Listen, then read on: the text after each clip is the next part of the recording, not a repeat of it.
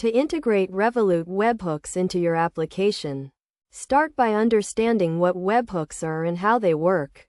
Webhooks are callbacks made by Revolut to your server when a specific event occurs, such as a payment or a transfer.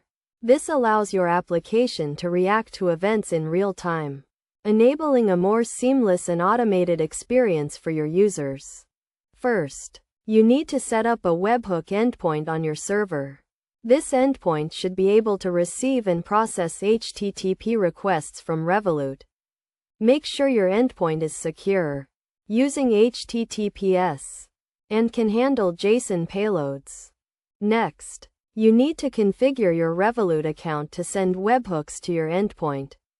You can do this by logging into your Revolut dashboard, navigating to the Developers section, and creating a new webhook subscription. You will need to provide the URL of your endpoint and specify the types of events you want to receive.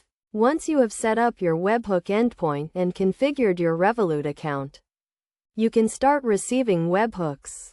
When Revolut sends a webhook to your endpoint, it will include information about the event that triggered the webhook, such as the type of event, the user who triggered the event, and any relevant data. To handle webhooks effectively, you should implement a system to verify the authenticity of incoming requests. Revolut signs each webhook with a secret key, which you can use to verify that the request came from Revolut. You should also implement error handling and logging to ensure that any issues with your webhook endpoint are detected and resolved quickly.